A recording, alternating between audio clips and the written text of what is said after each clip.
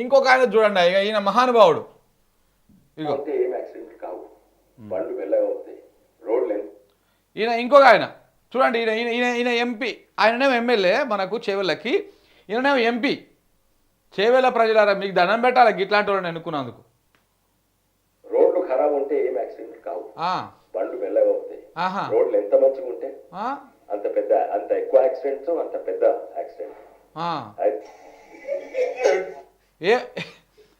విన్నారా మీరు ఏమంటున్నాడు ఆయన?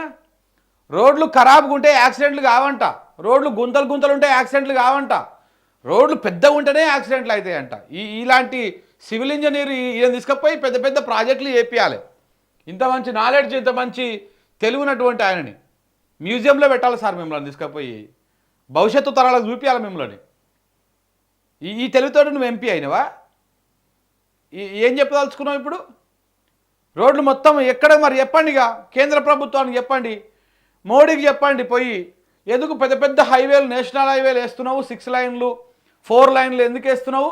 మొత్తం గుంతలు గుంతలు ఉంటే చిన్నగా పోతాయి బండ్లు, ఎక్కడ యాక్సిడెంట్ కాదు అని చెప్పండి పోయి. ఈ తెలివిని తీసుకుపోయి మోడీ దగ్గర ప్రదర్శించండి. బుద్ధి ఉండాలి ఏమన్నా కొంచెమన్నా. నువ్వు ఎంపీ ఎట్లా అయినావో ఏమో నాకు అర్థం కాదు. రోడ్లు అంటే గుంతలు గుంతలు చిన్నగా ఉంటే ఏమి యాక్సిడెంట్లు కావంట, రోడ్లు పెద్దగా ఉంటేనే స్పీడ్గా పోతాయి బండ్లు, యాక్సిడెంట్ అవుతాయంట. మరి ఎందుకు పెద్ద పెద్ద రోడ్లన్నీ గుంతలు గుంతలు చేయిపోయి ప్రోక్లను తీసుకుపోయి గుంతలు పెట్టు మధ్యలో, యాక్సిడెంట్ కాకుండా. ఇవాళ నిన్న వచ్చి ఎవడు రెస్పాండ్ అవ్వమని చెప్పి నేనని ఉర్రుకొచ్చి మాట్లాడుతా ఉన్నాడు. నిన్న భాగవతం అంతా నిన్న ఒక మిత్రుడు పెట్టిండు దీని మీద, ఆ చేవెళ్ళ రోడ్డు దాని మీద గతంలో ఈయన పెట్టే ట్వీట్లు, ఈ భాగవతం అంతా కూడా చూపిస్తాను ఆగండి మీకు. ఇప్పుడేమో అసలు ఇదేం తెలివండి నాకు అర్థం కాదు. ఈ సిగ్గన అనిపించదు అయింది ఇట్లా మీరు మాట్లాడేటప్పుడు, ఇట్లా మాట్లాడకూడదు జనాలు తిడతారు అని చెప్పేసి. మళ్ళొకసారి ఎనురి, ఇగో రోడ్లు ఖరాబ్ ఉంటే ఏం యాక్సిడెంట్ కావు, బండ్లు మెల్లగా అవుతాయి. రోడ్లు ఎంత మంచిగా ఉంటే అంత ఎక్కువ యాక్సిడెంట్స్, అంత పెద్ద యాక్సిడెంట్. పెద్ద కమేడియన్ ఉన్నావు సార్ నువ్వైతే, పెద్ద కమేడియన్ ఉన్నావు, మామూలు కమేడియన్ కాదు. ఈ స్టేట్మెంట్ తోటి ఇదే మహానుభావుడు గతంలో ఏం ట్వీట్లు పెట్టాడో చూడండి ఒకసారి, మీకు అది కూడా చూపిస్తా. ఈయననే కొండా విశ్వేశ్వరరెడ్డి గారే గతంలో పెట్టే ట్వీట్లు. ఇగో ఈ మర్రి చెట్లు ఏవైతే ఉన్నాయో ఈ మర్రి చెట్లను కాపాడాలి అని చెప్పేసి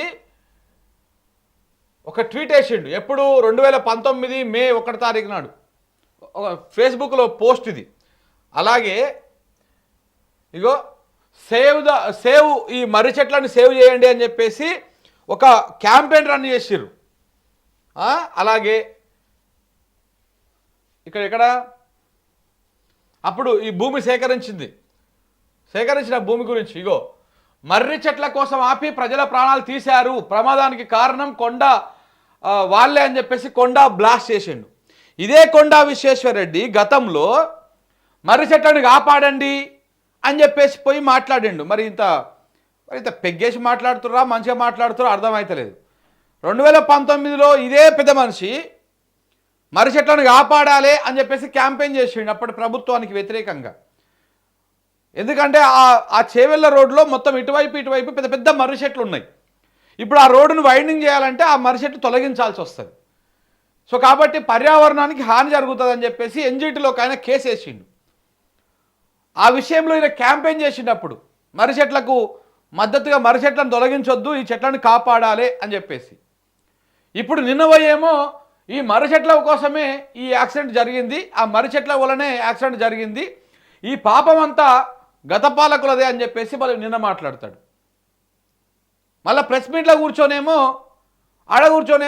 ఏమంటాడు, రోడ్డు చిన్న ఉంటేనే, రోడ్లు గుంతలు ఉంటేనే యాక్సిడెంట్ అవుతుంది, పెద్దగా ఉంటే స్పీడ్గా పోయి యాక్సిడెంట్లు చిన్నగా ఉంటే కావు, పెద్దగా ఉంటే అవుతుంది అని చెప్పేసి మళ్ళీ కొత్త థియరీ చెప్పిండు. మరి ఇదంతా ఏంటిదండి?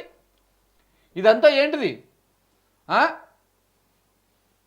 డ్యామేజింగ్ ద ఎన్విరాన్మెంటు, ఇవన్నీ ఆపాలి అది ఇది అని చెప్పేసి. ఇగో సిగ్గుండాలే కొంచెమన్నా కొండా విశ్వేశ్వరరెడ్డి. 2019లో నువ్వు కాంగ్రెస్లో ఉన్నప్పుడు ఆ రోడ్డు పనులు అవ్వకుండా సేవ్ బన్యాన్ ట్రీ అని చెప్పేసి ఆ రోజు నువ్వు ప్రచారం చేసింది మర్చిపోయినావా? ఎన్జిటిలో కేసులు వేయించింది కూడా ఈ మహానుభావుడే అంట.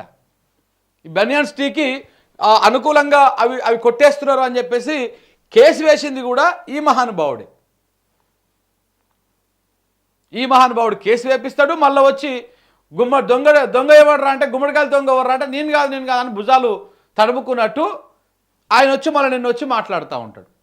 సో ఈ కాంగ్రెస్ ఎమ్మెల్యే పరిస్థితి అట్లా ఉన్నది, బీజేపీ ఎంపీ పరిస్థితి ఇట్లా ఉన్నది. వీళ్ళు వచ్చి నీతులు చెప్తారు. ఆల్రెడీ భూమి సేకరించి పెట్టిన దానికి దాన్ని చేయకుండా అడ్డుపడ్డది వీళ్ళే, మళ్ళీ ఇవాళ వచ్చి గగ్గోలు పెట్టేది వీళ్ళే. సో ఇట్లాంటి వాళ్ళ గురించి కొంత మనము ఆలోచన చేయాలి. ఎవరి వల్ల ఆగిందో ఇలా మళ్ళీ ఏదేదో చెప్తా ఉంటాడు. ఈ బనియాన్ సేవ్ చేయాలి, మనం ఇది చేయాలి అది చేయాలని క్యాంపెయిన్ చేసింది ఈయననే.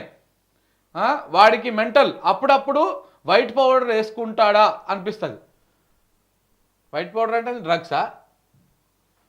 అట్లనే అనిపిస్తుంది, కొంచెం క్రాక్ ఉన్నట్టుంది ఆయనకి. అంతకుముందు కూడా కాళేశ్వరం విషయంలో ఏదో మట్టి తీసుకొచ్చి ఒక బాక్స్లో పోసి ఇగో ఇక్కడ నుంచి ఇట్లా వస్తుంది అంటాడు. ఓ రోజేమో చిన్న గుడ్డ కట్టుకొని పోయి తాడి చెట్ల ఈ చెట్లకు పోయి తారం చేస్తాడు. ఓ రోజేమో నిజంగా పిచ్చోన్ లెక్క మెంటలోన్ లెక్క చేస్తున్నట్టనే కనపడుతుంది అప్పుడప్పుడు. నిన్ననేమో ప్రెస్ మీట్ పెట్టి రోడ్లు గుంతలు ఉంటే చిన్నగా ఉంటేనే యాక్సిడెంట్లు కావు, బండ్లు మెల్లగా పోతాయి, పెద్దగా ఉంటే యాక్సిడెంట్లు అవుతాయి. డబ్బు ఉండగానే సరిపోదండి, కొంచెం అంత ఇసుమంత జ్ఞానం కూడా ఉండాలి. బాగా మనము పండి పొరలాడేంత డబ్బు ఉండగానే సరిపోదు, కొంచెం జ్ఞానం ఉండాలి, కొంచెం తెలివి ఉండాలి. నువ్వు ఎంపీ అయినంత మాత్రాన ఎవడికి ఉపయోగం? ఏది పడితే అది మాట్లాడితే ఆ చనిపోయిన దానికి కేంద్ర రాష్ట్ర ప్రభుత్వాలుగా మీరు బాధ్యత వహించి సిగ్గుతోటి ముక్కు నేలకు రాయండి, పోయాడు గుంజీలు తీయండి దరిద్రపులా. ఆయనకల మళ్ళీ ఇంకా ఎక్కువ మాట్లాడితే మళ్ళీ ఇంకో తిరిగి వస్తాయి నాకు కానీ.